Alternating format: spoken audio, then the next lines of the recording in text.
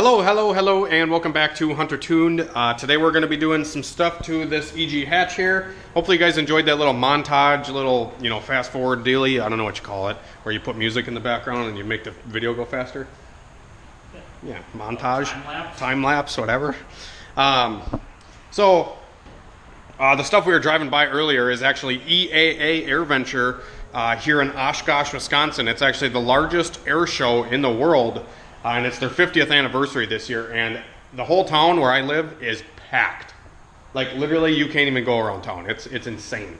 The amount of people that come from around the world to this air show is ridiculous. It's a week-long thing. We might actually go out there one of these nights for one of the night air shows because they do, like, war reenactments and, like, drop bombs and shit. It's awesome. I've never been out there. I think Cleater McSkeeter needs to come up here and try to test drive a helicopter or something, because there's, like, a bunch of venues for like guys that are into helicopters, airplanes, drones, ultralights, the kite flyers. I actually commented on one of Cletus's videos, which I never comment on Cletus's videos, but I commented and I said, dude, you should get an ultralight. Yeah. Because an ultralight is like a jetpack.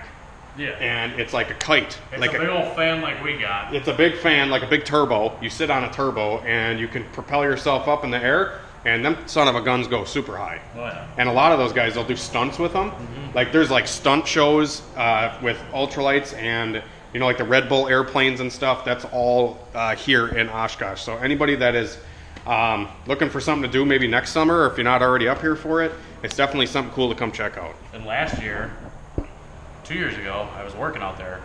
And so Monday, so tonight, they do a big show with like a car show there. So like last year or a couple years ago, whatever, they released the Ford GT out there. Yep. Yeah, the whole bunch of shit. But Chelsea DeNofa, who is an FD driver, was out there drifting his Mustang. Yeah. And it was the coolest thing. Right. Because I'm just like putting plants around airplanes. Chelsea DeNofa's 15 feet away from me. Right. Yeah, so it's definitely a really cool thing. If you guys haven't checked it out, be sure to YouTube some videos or whatever. I think 2 years ago I went out there and filmed some stuff, but you think I'm awkward on camera now, guys. Oh, you should have seen me a couple years ago.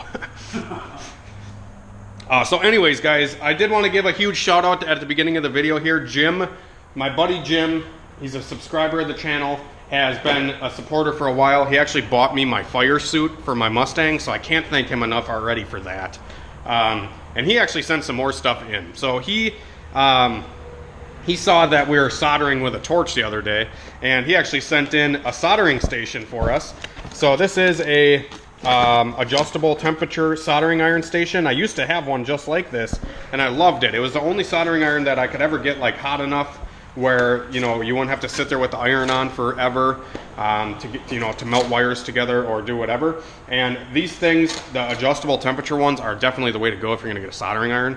So that is super cool of him. Thank you again, Jim, for sending this stuff up. He sent the soldering station, and he also sent in some heat shrink. So this is just like a big container of heat shrink tubing. So we have a bunch of shrink now. Because like I said, the last video we were just joking around, and I was soldering with a torch and I burned Christian's arm hair. And that part wasn't the joke. I thought it was the joke. And then he also sent in a wire stripper. So like we mentioned all this shit in the video, and Jim's like, dude, I got you. So Jim definitely hooked it up. These are super nice wire stripper kit here. And there's some solder too somewhere in here. Yep. Yeah, a roll of solder. So we got some solder here. We literally have everything we need for electrical work. We'll probably add it to my stash of other electrical stuff here. We have a nice container at the shop with all the, different ends and connections and spades and male and female circle connectors, butt connectors, you name it. We got it. We got a big thing of wire here. And then we got our trusty old electrical tape. So yeah, we're gonna get to this thing here in a second, but me and Christian are gonna bust some rounds off first. Pop some shots. Yeah. I haven't broke out the old 9mm in a while. Alrighty guys, so we're out here at the shop, and we got a couple targets set up out there. We got a couple Schaefer's 2050 racing oil bottles. Yeah. And then we got a couple, what's that lemonade brand? Calypso. What? Calypso? Calypso? Calypso. Calypso. The best freaking lemonade you could ever buy. Oh, by the way, if anybody wants to send stuff into Hunter Tune, we do have a P.O. box down in the description, but a lot of people are having issues with sending stuff to the P.O. box because like Amazon and some other companies actually don't deliver to P.O. boxes. So what you do, guys, is you don't put P.O. box on the address. You just put the address and then the number below it. It doesn't have to say P.O. box, because if it says P.O. box, they don't allow you to send it or whatever. Mm-hmm. So just act like it's an apartment number. Don't say it's a P.O. box. Yeah. So anyways, we're gonna blast some shit off. Guy, we shoot from right here.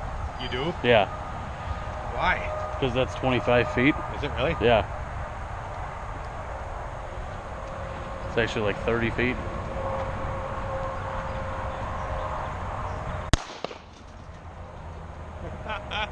Jesus. Did I hit that bottle?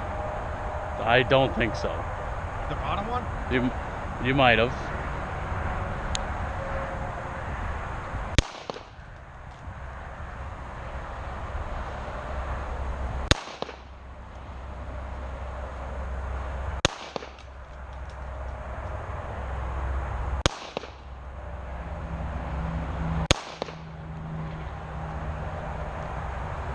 That's how we do it. Alrighty guys, so now we're working on the EG. We are putting a Walbro 450 in this car because had a 255, a 2shitty 5, and yeah, Christian's back here tackling the job, getting the 450 installed into the tank down there. 450s are a bitch getting the EGs, I'll tell you that. Yeah, they don't give you much room in there.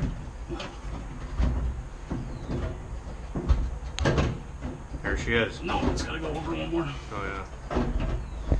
Sometimes it's tricky to get those pumps in with the big clip and stuff that's on the 450s. You have to rewire the clip on the fuel pump wiring there, and sometimes the clips kind of get hung up because there's really only enough room for the pump.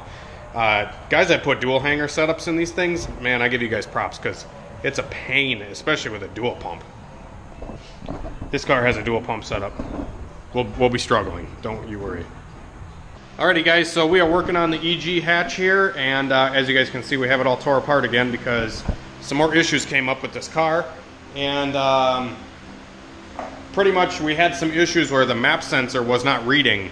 It had a short in the wire for the map sensor, I forget, the 5-volt reference one maybe. One of the map sensor wires going to the ECU was actually cut and spliced for some reason, and where they spliced it, it kind of had a crappy connection there. So I fixed that, we got the map sensor reading right, and I took this thing down the street just to like see how it was running, and it just like has no frickin' power down low, and I don't know what the deal is with that. We tore the head apart to just like see, because it's acting like it has a set of cams that it shouldn't, or it's acting like it has a set of cams that are like big and aftermarket, because it's got like no power until like $3,000, and then it like rocket ships up. It's acting like it's out of time kind of thing. So I proceeded to pull the cams out of it, and the head was missing the center dowel and O-ring here in the center. So that explains why a car doesn't have any power up top, because when it cracks VTEC, it just like kind of falls on its face and acting like it's fighting itself. And I think this mechanical oil pressure gauge is just not fast enough to react to the oil pressure drop. So we have to get the center O-ring and dowel in here. We have to find one. I think I might have one at home, I might not. And we have to just figure out what the hell is going on with this car. I'm trying to have Christian help me out. And Christian has been the only motherfucker that has helped me so much, and I can't thank him enough for all the stuff he does.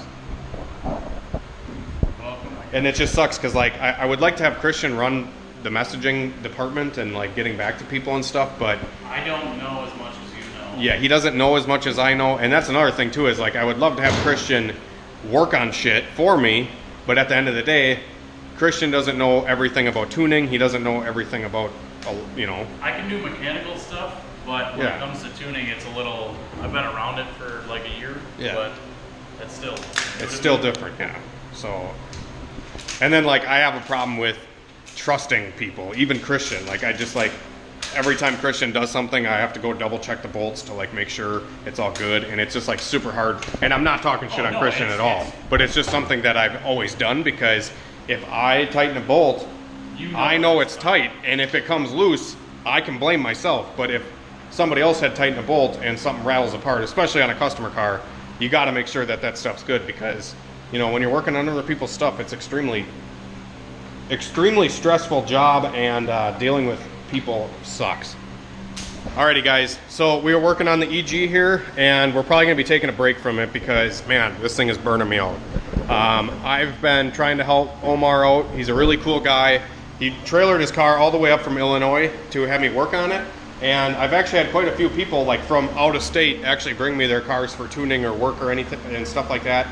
But this thing has just been driving me nuts. It had the VTEC pin missing on the center cam cap, and that was causing the car to not have power up top. And then I went out, just kind of drove it around the driveway here, and then parked it, and then went to restart the car, and everything just quit working. I mean, it doesn't have any engine lights on, but it will crank and crank and crank and not start.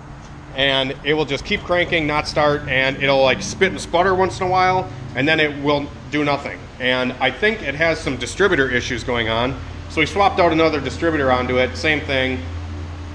And then I went down to the ECU harness side of things, and I don't know if I was telling you guys, but we had a loose map sensor wire because there was a butt connector on it. And I'm gonna show you guys this harness here. All right, so we have a couple of random pins kind of chilling here. Most of those are for VTEC. He bought a VTEC sub harness for this thing, or just the VTEC add-on harness or whatever you call it.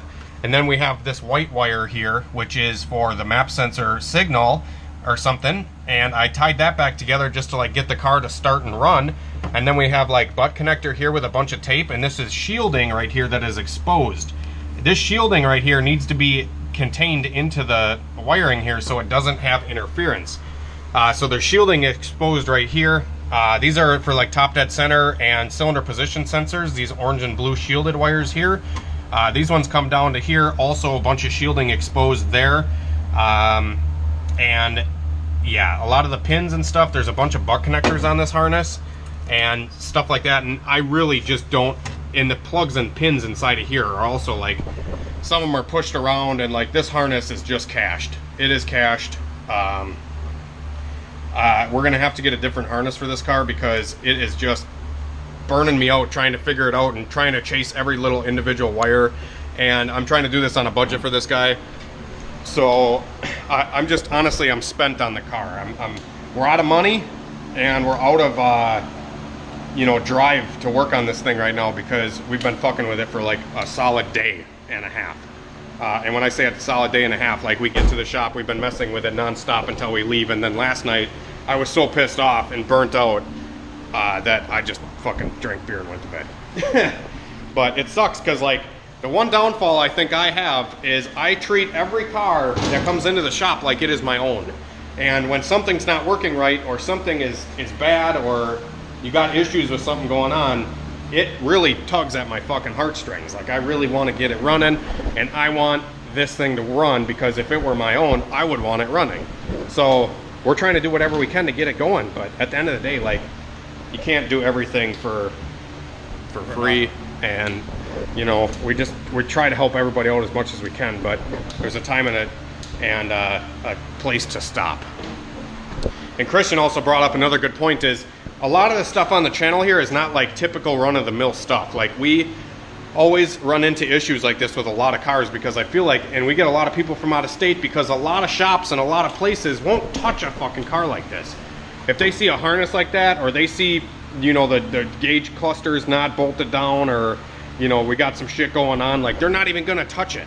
But I'm not really scared of some of that stuff, because I'm just interested in getting the thing running so the guy can go have fun with it and tie this stuff up later, because a lot of people, they just want to have the motivation to keep going, kind of thing. So if the car doesn't run, or the car doesn't drive around or anything like that, guys don't have the energy or motivation to fix it or to get it, you know, perfect how they want it. So that's what we're trying to do. We're trying to get it to a point to where he can kind of touch little things up later. We just need to get it running, driving, and making horsepower, and that's what we try to do. But so anyways, guys, we're going to be pushing the EG out of here for the day. We're going to wait a couple days and see what we got going on. I actually just ordered a set of shocks to the Mustang last night. They're going to be here tomorrow. So that'll probably be tomorrow's video. But we're going to probably mess with the Del Sol and get this thing running good, because this is also another car that has kind of just been sitting here waiting to get done because we've been messing with other stuff. So I had to do a set of wheel studs on my dad's CRV this morning, so we got that done. And yeah, a couple injector orders we filled last night. Just crazy busy. We got a race.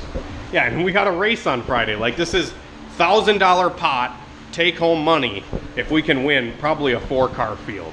Yeah. So like, I'm literally trying to focus my attention on that right now too, because it's a fucking no prep race and I feel like it'd be really fun and we can win some money. I'm trying to win mine. Yeah, and Christian's gonna race the Civic and try to win a bracket racing class. So that'll be fun. All right, guys, so took a break from the EG and we have been working on the Del Sol. So we just went out for a rip, got the tune. Got some data, bro. Yeah. We got some data. Got the tune all good for 10 pounds, and now we just put another spring in it. Yep, probably gonna make 30 now and blow the PVC to shit. So the we're worried about the Fernco couplers because that's what's gonna blow. I already know it, but if that fucker holds, oh boy. Can I get an oh boy? Oh boy in the comments. No, but I was telling him, I was like, dude, right around like 15 pounds, you start to blow the couplers. But on the Fernco's. On the Fernco's. But what we did, because it's all flared out here, you can see, we took a, what is it, just like a cap or a coupler connecting piece, and I cut a section off of it, and we primered and glued it onto this pipe, so it kind of hangs over it. It makes it one piece, so it's got a lip. So hopefully it doesn't blow as fast, or yeah, as easy. I feel like it's gonna slip off the turbo. Yeah, that's the other. We'll fucking see, dude. It held up good on 10 pounds, and we got a lot of gauges installed into this thing now. Oh yeah, that's what we did. So yeah, so we put an oil pressure gauge here, and boost gauge and wideband are going to be up here now. So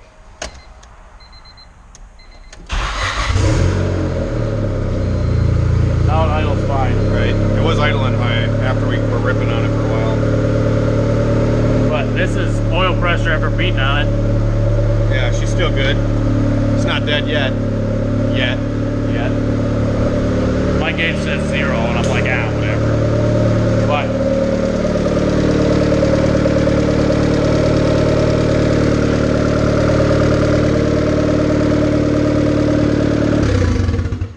so we are alcoholics and need to get beer before midnight. So we are at the Amico here in Fond du Lac.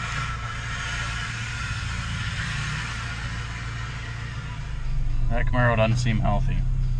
But, so we had to come here and get some beer because we like drinking. And it's almost midnight. Well, goodbye. Alrighty guys, so we kind of skipped ahead a little bit. Didn't really film a whole lot. We actually got the Del Sol making 15 pounds of boost, and then it blew the coupler off. So we have to figure out what we're going to do for a coupler situation on the car to get it to not blow the couplers off, because on the hot side we did just put PVC on it, just because it was something to do at the time, and yeah, it was perfectly fine on 10 pounds. Yeah. So I don't know, it was actually kind of fun on 10 pounds, and I'd like bang first to second gear, and it just shredded the tire all the way through second gear, and it was kind of fun. So I would like to keep it at 15, like somewhere right around there. I think that'd be fun, but we got to get it to hold the boost in the pipes and not blow them off, which isn't hard if I would just get an intercooler kit, which I might, but Christian's telling me no. Well, it's just that lip on the turbo, isn't it? Yeah, there's no lip on the fucking turbo to hold the coupler on. Yeah. So I don't know. Maybe if we can just put a T-clamp on it. Yeah. That might do. Yeah, that might actually work better than a regular worm gear clamp. But anyways, we did end up driving the CRV home. We got this thing running good in the last video, and the timing was off and some other small things. We got it all cleaned out, vacuumed out. Yeah, and we got it running good, and we recharged the air conditioning on it. We got the OBD1 computer in it, and it's just running like a top, guys. We cruise this thing home, no freaking problems, cruise down the highway like a dream. And I really like the CRV, and I'm really torn on what I want to do with it.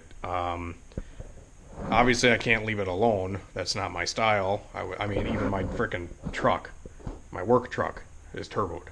So, and that thing's been proven to be extremely reliable, and I can make reliable stuff pretty easily, but with me, I push a lot of my stuff. Like the Deli will push. Nah, the Deli we might not push, but like the Mustang, we always push the envelope on it. The fucking Honda race cars, we always push the envelope on them. But if you leave something alone at a certain power level, at a safe power level, usually they don't break. Honestly, as long as the tune-up is good and you keep oil in the fucking things, there's no reason they should break. But anyway, so the CRV, we want to do a turbo build on it, and I don't know if I want to lift this CRV or not.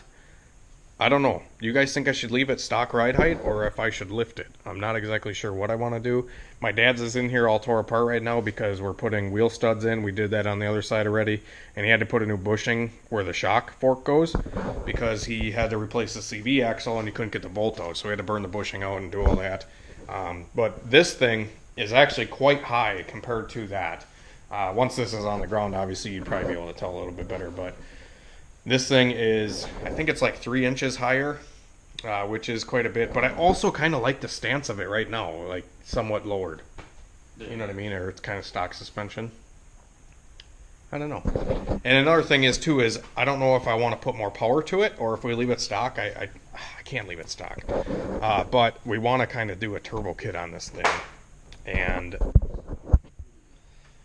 I don't know if I can keep the AC. I don't know if I would keep the AC if we turbo it or what we want to do. I don't know what size turbo I want to put on it, etc., etc., etc. But if you guys have ideas for the CRV, please leave them down in the comments so I can get some feedback and see what we should do with this thing. I want to keep it mainly for like a really fun winter beater, and we could have so much fun with this thing in the winter, guys. Like, it would be a blast. And especially with the lake freezing over here in Wisconsin, we always have like ice races and we can go drive on the lake and shit like that, and I think this thing would be a blast if it had a little bit of boost behind it.